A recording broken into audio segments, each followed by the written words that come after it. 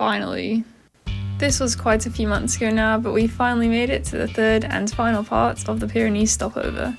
On this day we were departing the Pyrenees and driving over to Santander, so I didn't have a great deal of time, but was able to squeeze in one more ride on the way. I managed to ride all of my goal climbs for the trip in the days prior, so I scoped out some even lesser known ones and limited it to two, Col de Spandelles and Cirque de Troumouse. Cirque de Troumouse was slightly in the wrong direction, but I'd been told that it was an exceptional climb, and a little research confirmed that it looked to be an unmissable gem.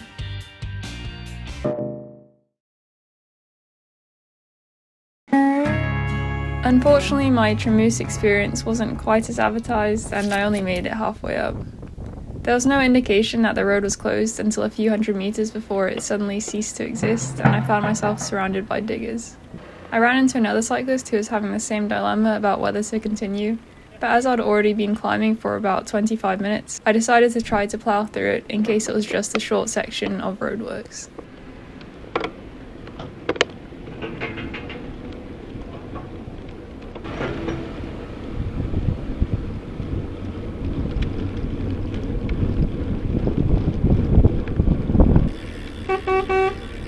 I usually obey signs to a fault and have often turned around at route barre signs, which I've later found out have been left up by accident. So I thought that as I'd probably never be here again, it was worth giving a go. But after a brief return to tarmac, I found myself in yet another gravel section alongside an alarmingly fast-moving glacial river.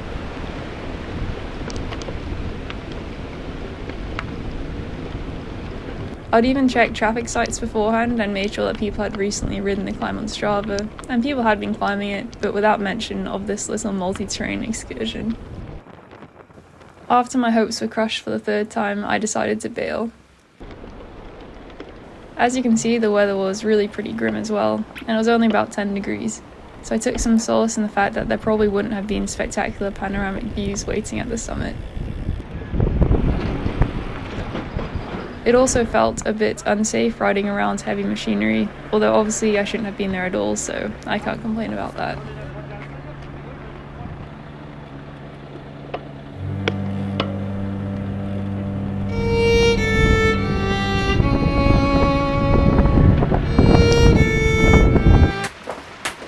Despite that massive failure, I'll give you a rundown of the climb, which I relived virtually.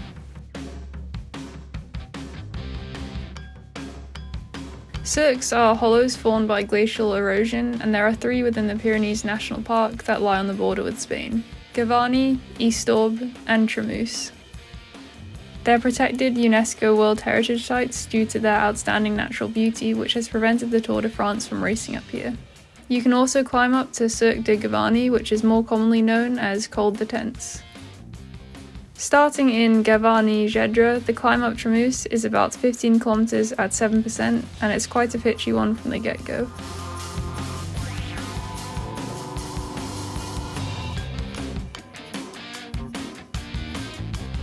I made it to around here in real life, which was still a good 700 meters from the summit, and basically just before the hairpin section starts.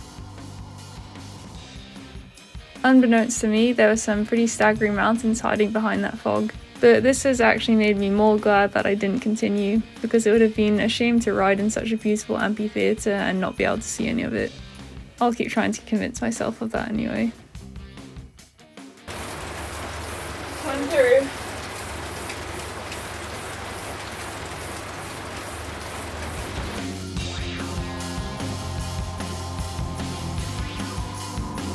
In high season, this is a toll road, and then the final few miles are entirely closed to traffic.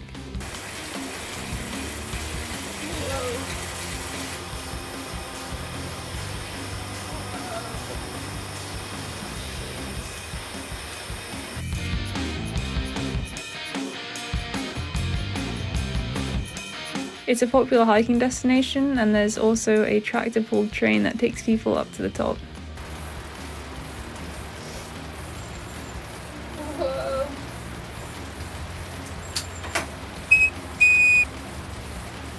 The steepest section comes at the end, and the road tops out at about 2100 meters, so it's another high altitude one, but I didn't have to deal with any of that annoying oxygen deprivation. Even if the enhanced Ruby experience isn't entirely to be believed, I don't doubt that it's an absolutely amazing climb in real life. Lots of people have ridden it this year, so I think I was just a bit early and hit it at a bad time. So if you do have the chance to climb it, please let me know if it's as awesome as it looks, because yeah, it was a bit sad not to make it up there this time. Back to less vibrant reality. Troumouse had transpired to be a less than ideal Pyrenean finale, but as it happened we were driving past the base of Col de Spandelles on our way to Cantabria. I didn't really have time to be doing this, so leapt straight into it somewhat blindly and headed straight up. Spandelles shares a base with Hautecam in Argelès-Gazos, but climbs the opposite way up the facing mountain.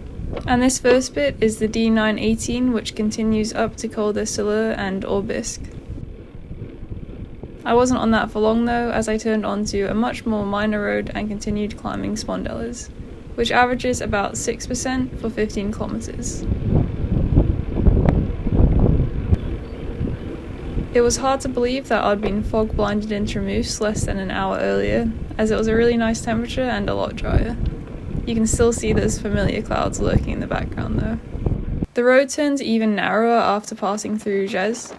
I almost went the wrong way here because without having a route to follow on my Garmin, I was well out of my comfort zone. It's a bit strange, but I almost always load up navigation, even when on familiar roads.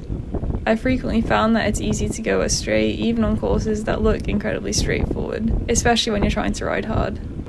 A prime example is, of course, the upper section of Alpe d'Huez, which catches out hundreds of cyclists every year, and never fails to confuse me.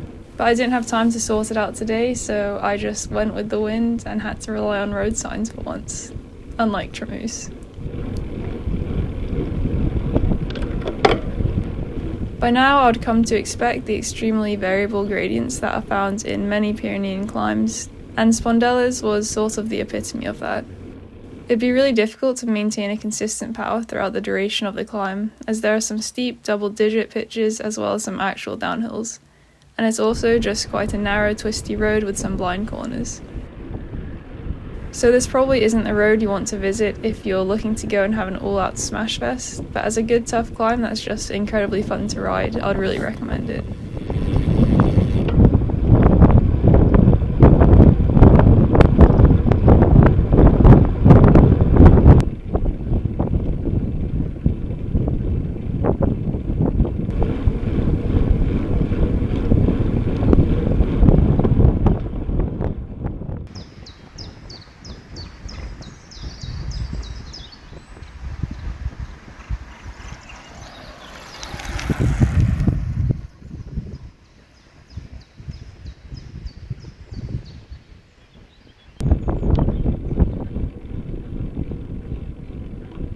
Spandelles can also be climbed from La Gonque, which would have been my preferred side because it just looks steeper and tougher.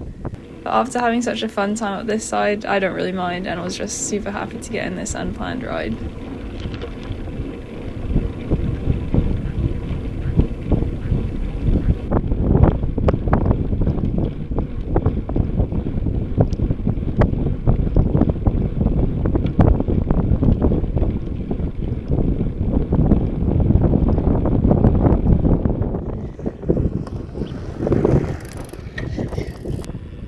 I got up there in about 47 minutes, definitely not a very VAM efficient climb, and descending it seemed to take almost as long as climbing, but I loved it. I'm not sure if there would perhaps be more traffic in high season, which could be a bit problematic on such a narrow road, but I think it's a really nice alternative or addition to some of the more famous climbs just a stone's throw away. So with one great climb, and one probably great climb, that concludes the last day in the Pyrenees, and the last time you'll have to see this annoying map. Next up, we'll be heading to Asturias, which will feature some of the most awesomely barbaric climbs I've ever ridden, including Angleroo, as well as some animal encounters which were of a slightly different flavour than the friendly Portet marmots.